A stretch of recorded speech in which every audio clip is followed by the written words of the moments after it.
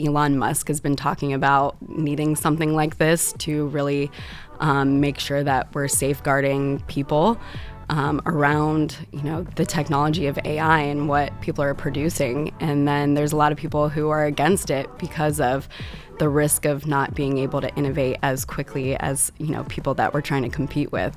United Way Suncoast is dedicated to creating a better tomorrow for communities of Tampa Bay by investing in services and programs that help people live the lives they imagine for themselves. They believe the best way to help their neighbors is to join them in the neighborhood, which is why their week of caring never fails to inspire. Join the United Way the week of April 27th as they again celebrate the collective efforts of nonprofits and volunteers working to strengthen the community. Learn more by visiting volunteersuncoast.org/Week of Caring. And remember, united we rise, united we win.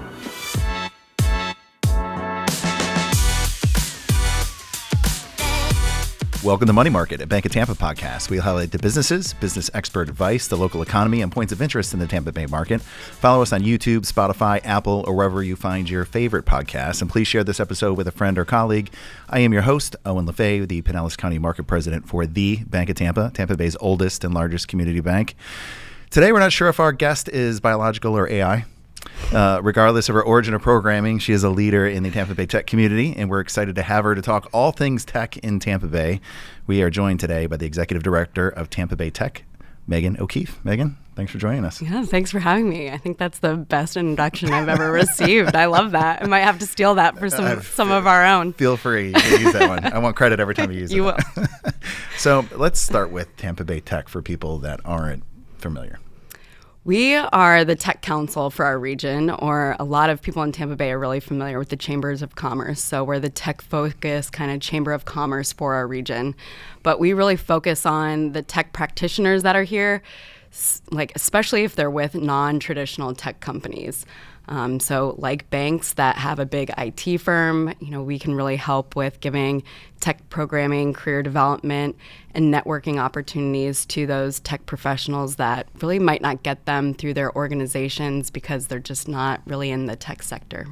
So in terms of other organizations in the community you partner with, can you name some of those? Is Tampa Bay Wave one? Who else do you partner with? Definitely. We have a lot of great community partners. I think that's something that is great about the Tampa Bay ecosystem, is a very collaborative space. Tampa Bay Wave is a partner, Embark Collective, the Tampa Bay Innovation Center and that crew too. So we're always working with them. A lot of our members are mentors with their organizations for those startups that are going through their organizations. But we're always looking to help anybody in the tech sector here, help celebrate what they have going on down there and being mentors with their organization too. So when you and I first met, you were with the St. Pete EDC, so focused on the sales side of things. Mm-hmm. What was your journey to get to Tampa Bay Tech?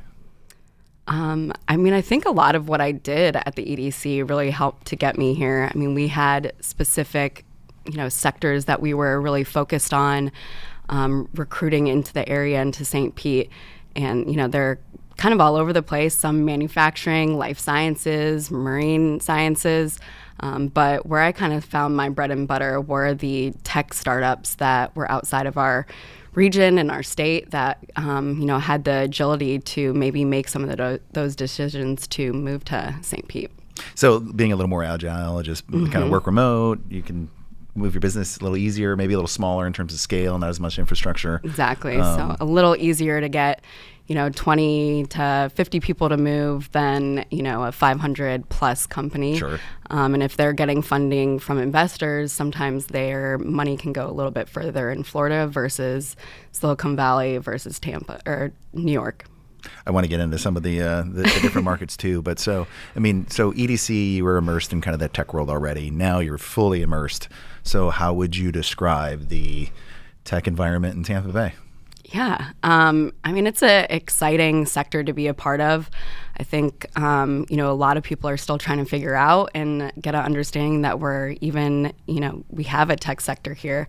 I think we've gotten a lot of acknowledgement in the past couple years, but our organization's actually been around for 24 years, which people don't really understand. And so there has been technicians here and there has been founders here of tech companies, for a few decades, but, a lot of them, a lot of people don't know that. So it's an exciting time where we're finally growing on some momentum and getting the acknowledgement that tech is here. And we have a lot of cool companies, a lot of great people that are really innovating new things here to gain that awareness for our region. So why do you think it's been kind of a secret here? I mean, have we not done a good job with marketing? Is it just we haven't had the scale that some of other markets have, and there's a shadow kind of cast upon everyone else outside of Silicon Valley and Austin and New York? Yeah, I mean, I think it's a mix. I think a lot of our founders back then really were head down and trying to build their products, didn't have a lot of resources to reach out to. So, didn't have a lot of time to get out there and market themselves as much, or had to go other places to get funding or different things, and couldn't really do as much in our region besides just maybe build their product, behind closed doors. But yeah, and Florida has been huge in hospitality, tourism, agriculture, and just Disney is really what we've probably been known for most. And so it's nice that that's finally breaking through all over Florida, that tech is a thing here and here to stay. Well, we needed the diversification, and hopefully if and when a recession ever comes, and let's hope one isn't around the corner, but maybe because of our diversification that we're not as reliant on some of the traditional industries you just mentioned, and we'll be in better shape on the other side. But just in terms of maybe the top industries in the tech space, I mean, what's the most significant in Tampa? I mean, is it fintech, biotech? Where would you? Yeah, you're pretty much spot on. I mean, the normal industries that you see that are big here, so financial services, life sciences, marine sciences, manufacturing, and then there's what else is there? Defense and security. Cybersecurity is huge here, especially with the base so close. A lot of companies, are trying to work with them. So pretty much every sector and industry that has been, big here, the tech side of things is big here. So fintech, healthcare, health tech, blue tech, all of that is really big and growing because we have those kind of founding organizations that weren't traditionally tech companies that have been here and headquartered here. Well, so tourism was one of the ones you mentioned, and one of our biggest industries. So I'm not hearing a lot, maybe I'm just not in that space every day, but tech as it relates to the tourism industry, is there some connectivity there and some advancements that are... Yeah, I mean, there's definitely, some of that's old school, so there's always room for innovation along those lines. I mean, you hear a lot, especially in the cruise line industry and what they're able to do, on those cruise ships and for those immersive experiences while people are on those boats. By the way, I just took a cruise in Royal Caribbean and they had a robot bartender. Exactly, there you go. That's cool. There's some novelty there. Yeah, so I mean, a lot of ways to innovate around tourism. I mean, even if it's just a simple app to get a better understanding when you're visiting a new area where everything's kind of laid out for you. You can make your reservations, buy a ticket to something, whatever that looks like, just, at your fingertips. How do we compare to other markets, like more established markets? Like I mentioned Silicon Valley or New York or even Austin, which is, probably still up and coming, but a lot more, I think, has a lot more notoriety and maybe some visible success than Tampa Bay. So how do we fit in? Yeah, I mean, that's really interesting to think about that, because a lot of those ecosystems have been developing and been around for 30 plus years, where, if you're just talking about the Tampa Bay region, even though we've had those founders and those technicians here probably along the same lines, we've really only been, associated or acknowledged as a tech hub probably since COVID. So if you think about that short amount of time, that's a pretty big influx in 4 years to have that notoriety. And so different things come and go with that. It's great to be acknowledged about that, and it brings in new opportunities, new people, new companies, really exciting. But then there's things that come with that where our salaries aren't reaching the same point as some other tech hubs and stuff within that short time frame, where there could be those expectations of that kind of salary that they're seeing out of Silicon Valley or New York. And with our costs rising for everything else, that we're just not meeting that same kind of rise. No, and I know we've struggled with just the amount of growth we had and not housing, and then as well as folks relocating, working from home in this market, bringing their salaries here and willing to pay like higher price both in rent and buying property and kind of pricing the local folks out of here. It's kind of disjointed the market a little bit. So I do want to get into some of the challenges as it relates to just, Tampa Bay Tech here. But before I get there, why would you say our region is unique compared to the other hubs? Yeah. I think how we really stand out is we're just been a region that's been so collaborative and accessible. And I think even through this growth, it still stands to be that way. I think I was always surprised at the EDC, the people that would come out and support anytime we had a new company in town, and to show them, the city and talk to them about the successes they've had because of where they are, even if it's a competitor.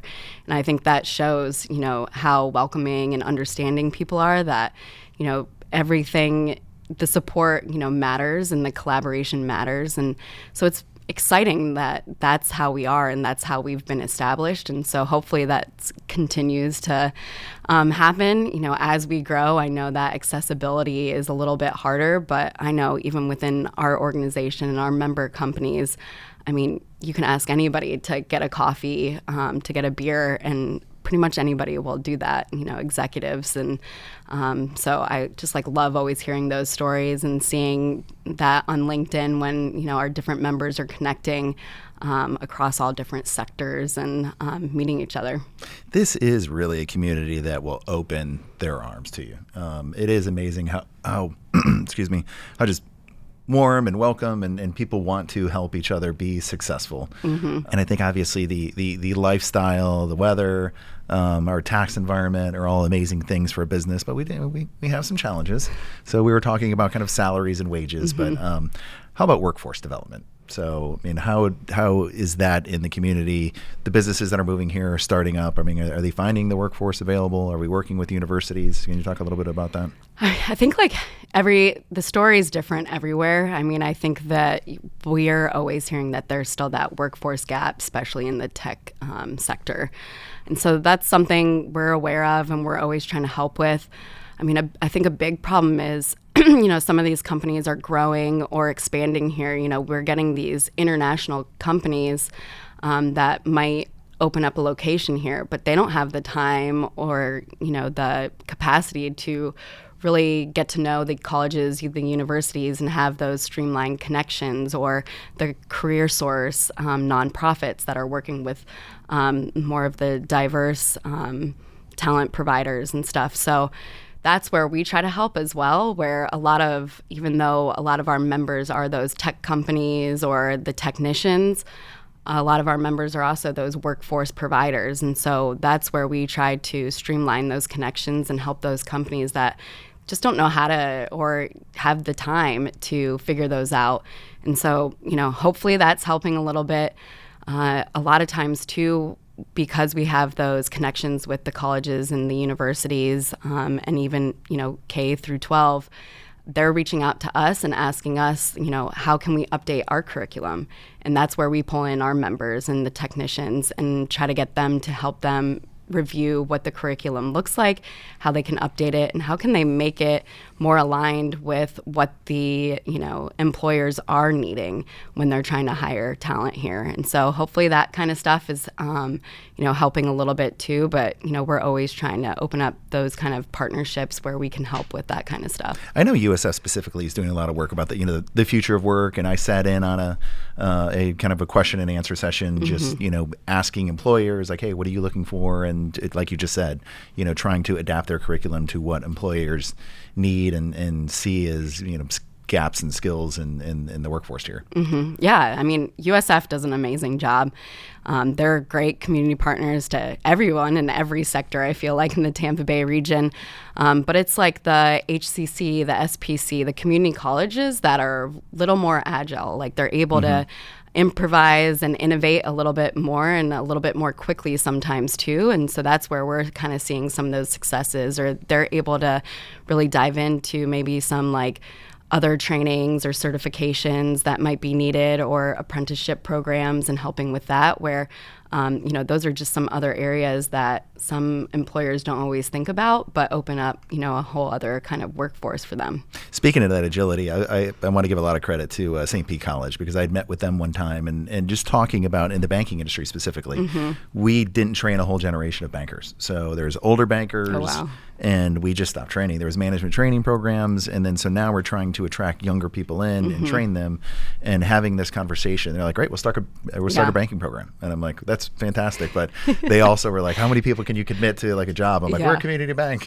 I'm like, "You probably need to talk to the big banks," but I mean, they were ready to go. Like, we will train a whole generation of bankers for you tomorrow. Yeah. Well, and that's what we need, and I think and employers, to your point, don't know that these community partners are able to do that or interested in doing that. And so we're trying to shed that light at least and try to open up those doors of those opportunities, because I think they have the understanding too of, we're not able, or, people think we're not able to update our curriculum as quickly or something, but we can, or we'll work to try and do that a little bit better. And so, again, I think that comes down to how collaborative our community is and everybody willing to work on the things that we're seeing those gaps. What about access to capital?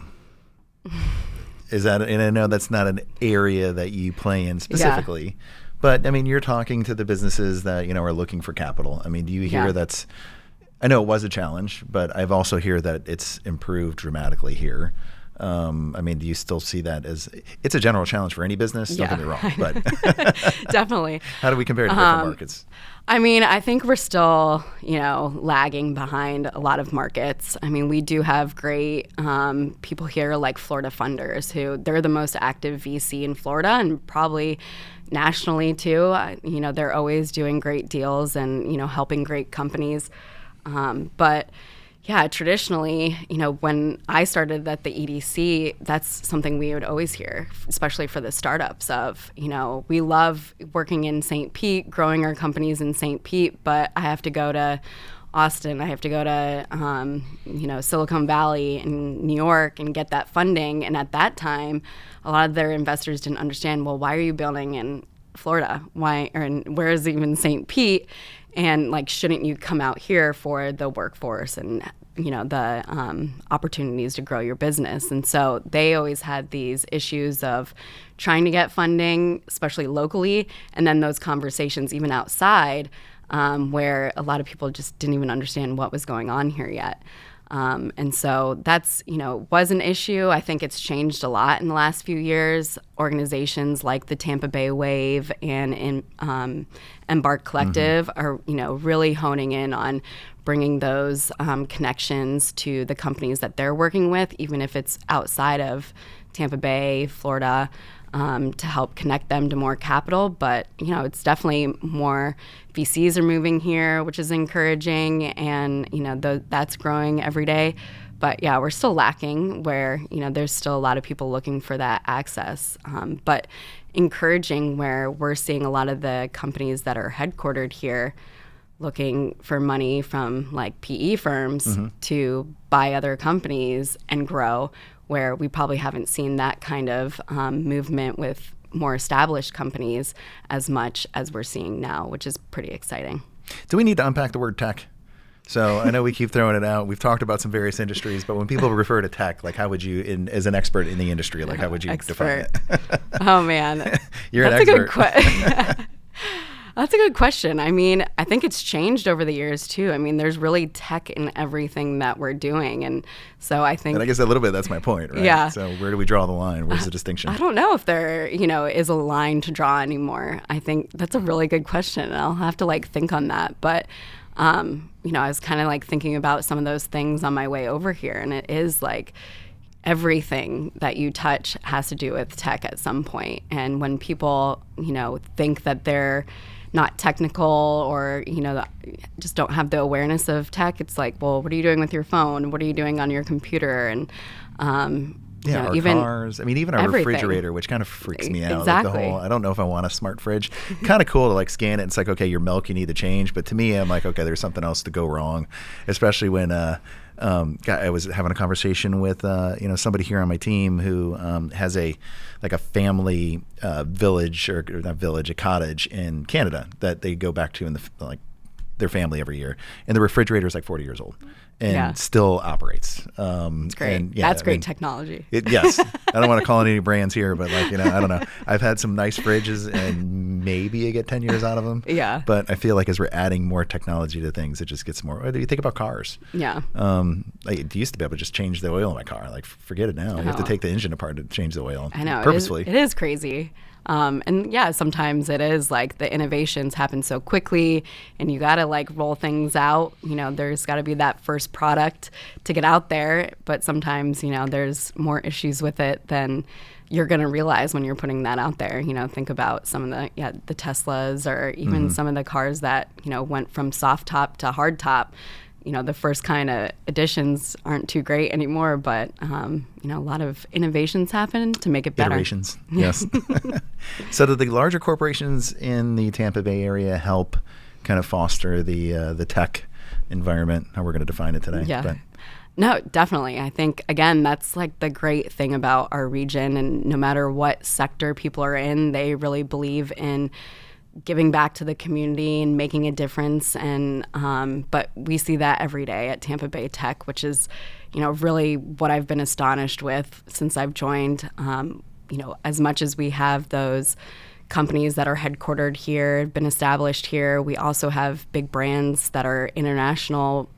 Centures, the soft serves, the CDWs, AWSs that are members, and they join because they understand that wherever they have an office, that they need to give back to the community in whatever ways that they can be impactful. And so because they're in the tech sector, joining organizations like ours, make a difference for them. And so they're, great community partners of ours that are, internationally known, that, take the time and money to invest back into the communities. And helping in all different aspects, whether it is helping with training programs and workforce development, to helping with the different nonprofits or volunteering on different days. They're really trying to make an impact and a difference wherever they are. What about government policy? I mean, does it help? Is there a hindrance? Is it a little both? Yeah, I think that's changed too. I don't know if there has been too much advocacy.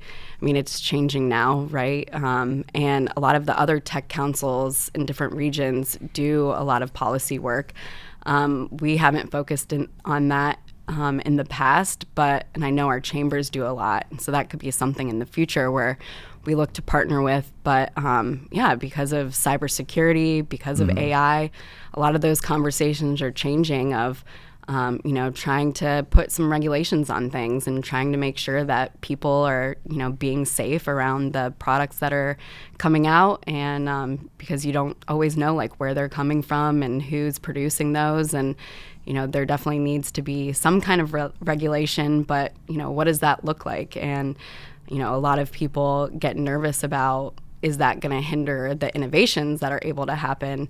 And then also, if something's at risk, who's that pointing at to? Is it the employer? Is it the employee who's developing it? So there's still a lot of questions, especially around AI, where it's so new and there has been no regulation of. It's been the Wild West. Yes. And it is kind of wild. I mean, in one way, it's, I guess if we're competing against China, you want to take the handcuffs off and just go. We need to get there first. And then on the other hand, it feels like we're going to end up with Skynet at some point in time if there is no regulation around it. But California just had some sort of, and not expecting you to be an expert on California regulation, but I mean, did you know anything about that? Can you share? Yeah, this is a bill that was just passed, and a lot of controversy around it, where some people are really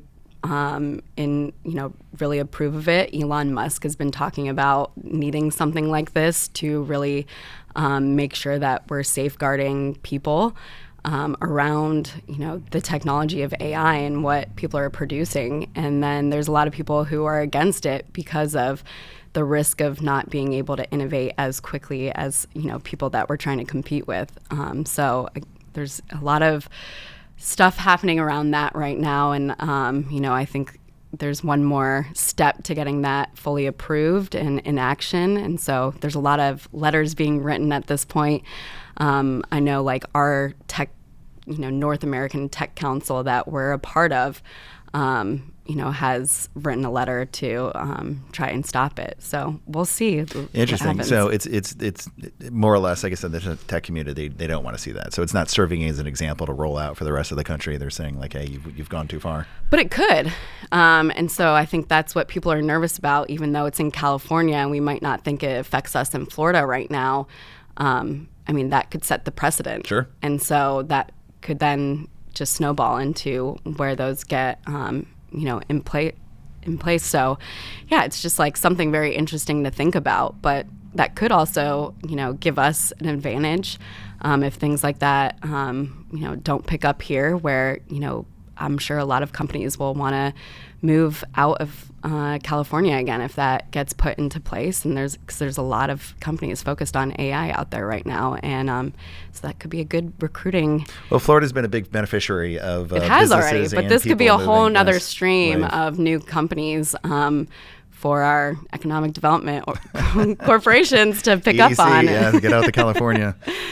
Speaking of AI, so I think it's in a lot of the things that we utilize today, but I also feel like being in banking, I'm listening to other corporations' earnings reports, and they're all talking about how they're using and integrating AI. And I saw a great meme that was companies talking about how they're using AI, and it was like this on the set of like an Old West like movie where it's just the facade of the building, and then behind it there's nothing. Yeah, I feel like there's a lot of that. We're talking about it. We haven't figured out quite how to integrate it and use it. I think it's definitely a hot topic, and I think that's where an organization like ours is that platform for a lot of these like CTOs, CIOs in the area of these non-tech companies or tech companies that their clients want them to develop all these AI products because it sounds great, but sometimes it's really not needed yet. So there's discussions around that need to happen.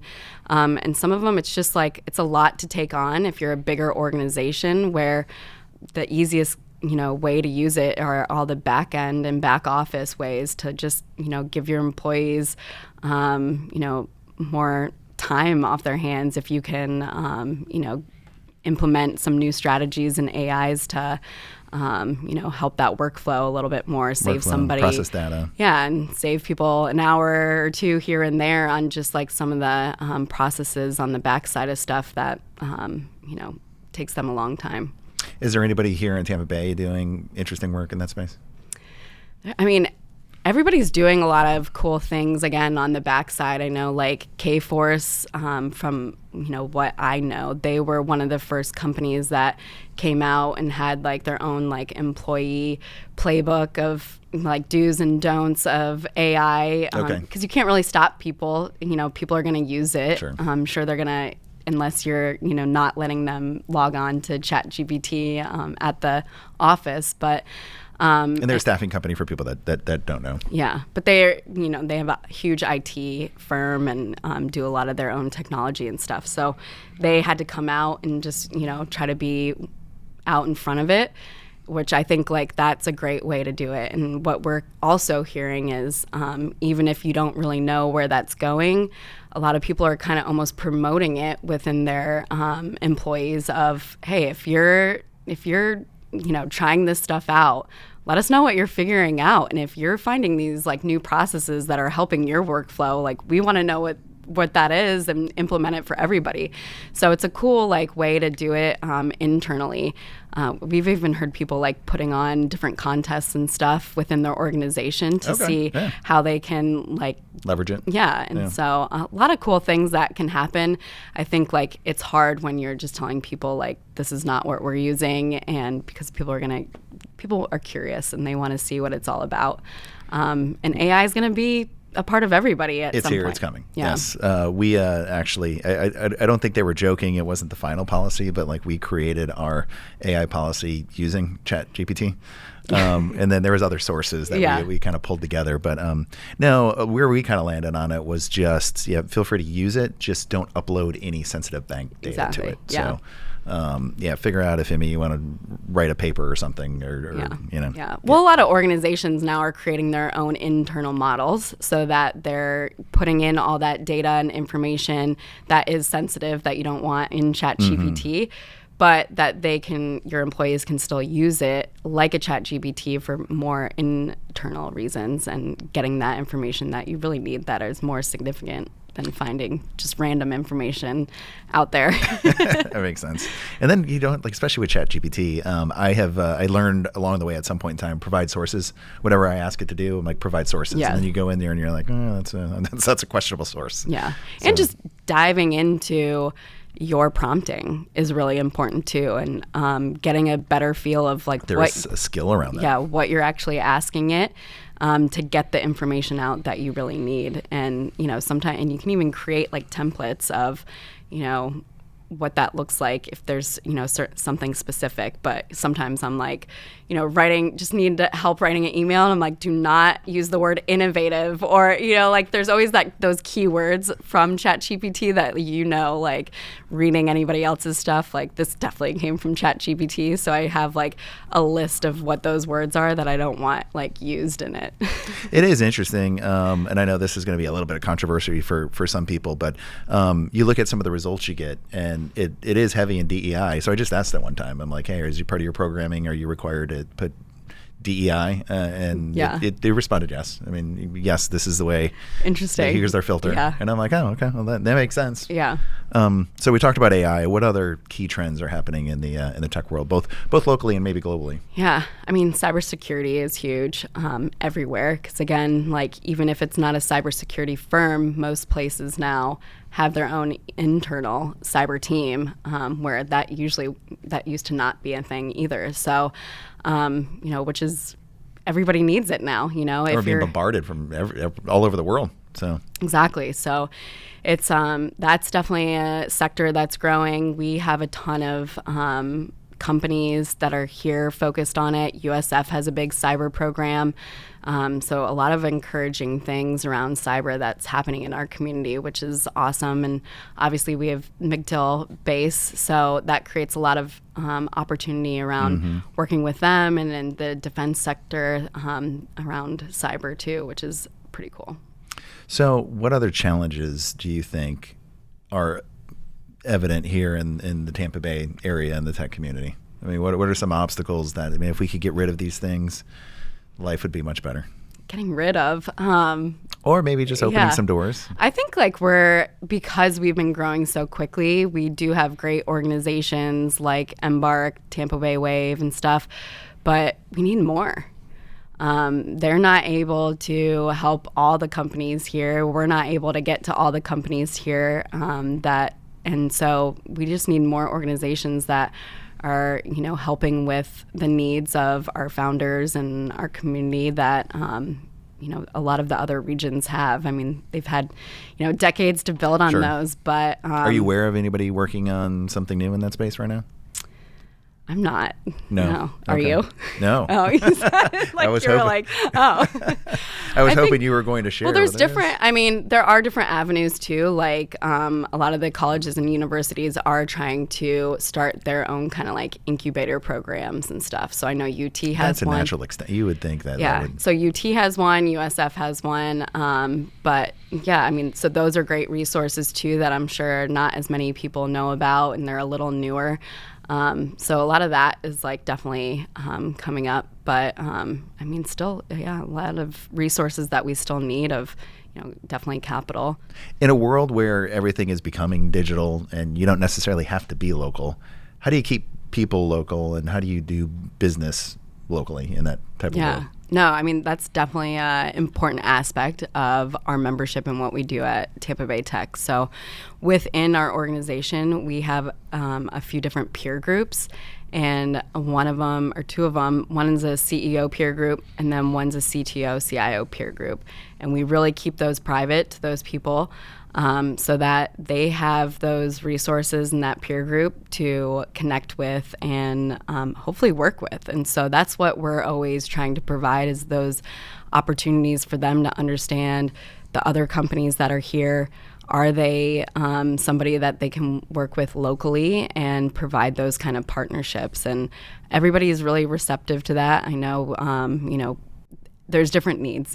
Some people do need their company's so big or something that they feel like they need to work with those national brands. But for those people that are here and able to be a little more and work with the local providers, that's what we're trying to give them the access and opportunity to do. So a lot of that is going on, which is, really exciting to see. And then, we call it radically connecting, and that's part of our mission. And so, we're in whatever ways they need to get more connected to the community here, we try to make those connections. So obviously our membership, we have a lot of great members and organizations that are a part of it. So there are a lot of great resources to give them, but we know everybody else in the region too and have access to everybody. So whatever those might look like, if they're trying to expand here and actually open an office where they were more digital before, we can pull in the EDCs and the chambers to help with that. We talked about workforce. That's always an issue, but, connecting them with the recruiting firms and then the colleges and universities, really anything that they might need that we can provide here at a local level is what we try to do. So connecting, making those connections, fostering an environment where they can build relationships. Mm-hmm. Definitely. Yeah. That's what we're all about. So you have a big award show coming up. Yes. You want to talk about that? Yeah, sure. I love it. This is our second biggest event of the year. It's going to be on November 1st at Armature Works. Okay. But it is, I was blown away last year. It was my first time going, and it really was one of the most fun nights I've had in Tampa. And it was, what we do is we really try to celebrate the tech successes in our region. So even though we're membership based, the nominations are open to the community and attendance is open to the community as well, because we really do want to make sure that we're sharing those stories and highlighting those people, projects, and companies that are doing really cool things that are, elevating technology in our region. So it's an awesome night where, we have all the 3 finalists for each category there, and then announce the finalists and then have a big celebration at the end. But it's a lot of fun. We have a new award category that's Tech Educator of the Year, because there are so many people and nonprofits and community partners like the colleges that have great people doing things. So we definitely wanted to include them as well.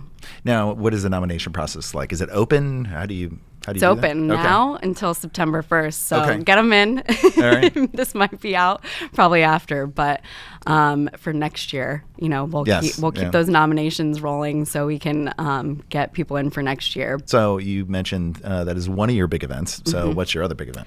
Yeah, our biggest event of the year, we call it poweredUp. It's our tech conference, and we host that in St. Pete at the Mahaffey Theater. Okay. So we've had a lot of great speakers that come to that. We have different panel discussions, and it's a whole day of a lot of just like tech programming, and then do a lot of networking and have a kind of party afterwards as well.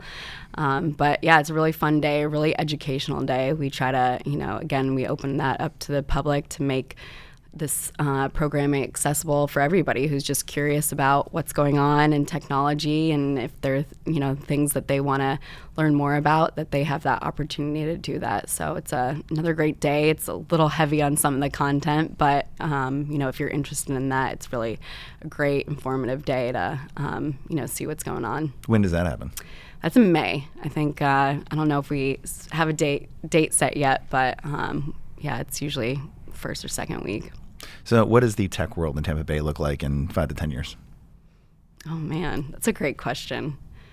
I mean, I think we'd be really surprised. I think, obviously there's still a lot of growth, but, our region, Tampa's a little different. I'm so used to the St. Pete side where we're a peninsula on a peninsula, so there's not a lot of expansion that can happen, but I really think that corridor from Tampa through Orlando is going to be filled out, and it's going to be not just like housing. There's going to be companies, business parks, and really established tech companies all throughout the corridor that people would be surprised of, and even through down to Fort Myers. I think all of that is really going to get built up, and the expansion's really going to grow. So the greater Orlampa market I like that. is being created.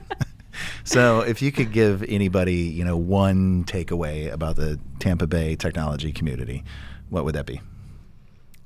I think kind of what we were talking about earlier is just like we're just such a special community where we are very collaborative and accessible. And so, if there's people like wondering about the technologies that are happening here, there's so many avenues to figure that out, so many different meetup groups to be a part of, and organizations like ourselves. And again, just everybody's so nice and willing to help with anything. I mean, there's so many different collaborations, even just like volunteering together and different stuff that really makes it special, where I don't know if you always get that in other regions.